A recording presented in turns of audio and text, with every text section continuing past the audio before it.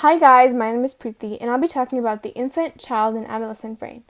I am doing this as a part of the organizations Bay Area SFN Youth, STEM Enrichment Youth, and NeuroKids. Understanding the processes by which brain cells form, become specialized, travel to their appropriate locations, and connect with each other in increasingly elaborate adaptive networks is a central challenge that is studied in the field of developmental neurobiology. Advances in the study of brain development have been increasingly relevant for treatments of neurological diseases. For example, several diseases that scientists once thought were purely adult disorders are now being considered from a developmental perspective. Schizophrenia might occur because pathways in the brain and connections to it formed incorrectly in early life. Other research suggests that genes that influence brain development could also play a role in a person's susceptibility to autism spectrum disorders. Regeneration following brain injury is now considered a realistic possibility, thanks to increasing knowledge of how neurons form connections during early development. Knowing how the brain was first constructed is a necessary step towards understanding the brain's ability to reorganize in response to external influences. As the brain develops from the embryo to the adult, unique attributes evolve during infancy as their vulnerability to specific brain disorders. Neuroscientists are starting to discover general principles that underlie these intricate developmental processes. The average weight of a newborn's brain is 370 grams, or 13 ounces. This is just the result of 40 weeks in the womb. An adult's brain is about 3 pounds. Compare these numbers. Immediately after birth, the brain grows 1% per day, with the rate decreasing as the baby ages, reaching about 0.4% per day when the baby is 3 months old. The volume of the brain is 64% larger than birth when the baby is 90 days old.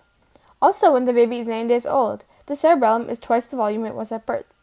The cerebellum helps with the learning of motor skills and movements, and babies, in the first year of their lives, learn to grab things, eat food, and walk. During the first 3 months, the number of neurons in the cortex increases by 23 to 30%, and this is caused by brain cells growing, multiplying, maturing, and migrating. Dendrites and axons of these neurons grow, make new connections and synapses. The glia grow, multiply, and myelinate. By 5 years after birth, the brain is 90% of its adult size, giving it plenty of room to grow during adolescence. Synaptic density, or the number of connections between neurons, increases fast during the first few years of life. A 2-year-old has 50% more synapses than an adult, but only 80% the size of an adult brain. During early childhood, synaptic pruning, the reduction in the number of synapses with the stronger growing and the weaker diminishing, and the fine-tuning of connections, happens, and this is affected by toddlers' experiences. Humans are born with less developed brains when compared with other animals, allowing the development of our brains to be more shaped by environment and experience, allowing us to adapt appropriately to the environment. During critical periods of development, inputs from sensory, motor, and even emotional aspects affect the brain's development and its adaptation to the environment. Changes in the connections between neurons during critical periods are associated with high rates of learning. Genes and environment affect the formation of neural circuits, affecting learning and behavior during critical periods. Adolescence can be thought of as the second critical period because many complex functions develop and can be influenced by environment and experience. During the teen years, the stronger connections beat out the weaker ones, and the connections are improved. Neurons extend their dendritic branches and the myelination of axons increases, especially in the frontal lobes. MRIs of the adolescent's brain show an increase in the volume of white matter, especially in the corpus callosum. The growth of the corpus callosum means there are increased connections, and this explains the enhanced learning capacity of teens. Increased connections, changes in the reward system, changes in the balance between frontal and limbic brain regions cause risk-taking, sensation-seeking, which can also be seen as aspects of enhanced learning capacity. But risk-taking and sensation-seeking can also cause addiction.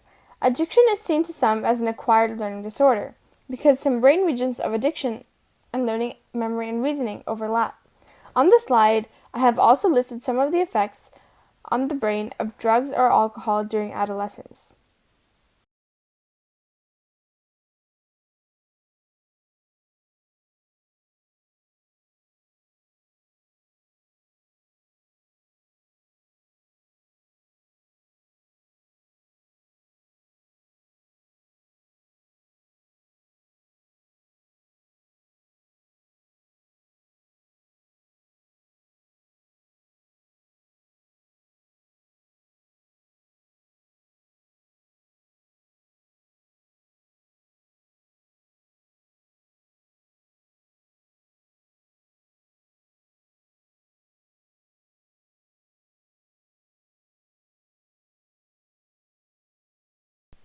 Human brains continue to develop until about 30 years old.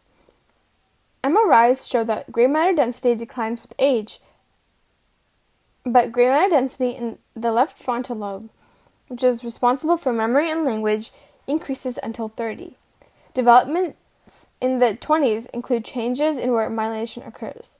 Before that, myelination occurred in the visual, auditory, and limbic cortices, and after that, myelination occurred in the frontal and parietal neocortices, which are responsible for working memory and higher cognitive functions. Frontal lobe regions, which are responsible for executive functioning, which includes attention, response inhibition, emotion, organization, and long-range planning, are the last to develop. This might explain the typical teenage characteristics like a short attention span and blurting out whatever comes to mind. Plasticity is the brain's ability to modify itself and adapt to the environment. Experience expectant plasticity is integrating environmental stimuli into normal developmental patterns. Okay, let me rephrase that. It says exposure to universal environmental experiences, like seeing faces as a baby, during critical periods is necessary for healthy brains. Experience dependent plasticity, on the other hand, is about changes in a person's brain that occur as a result of experiences acquired throughout life, not just critical periods. For example, not everyone will play the violin, but violinists often show a greater cortical development in the brain region associated with the fingers of their left hand. In the future, being able to manipulate adult plasticity may help correct problems that result from mistimed critical periods or similar dysfunctions of development. A better understanding of normal brain function during each developmental stage could be the key to finding age-specific therapies for many brain disorders. That said, the information from this video came from the book Brain Facts by the Society for Neuroscience. Thank you for watching.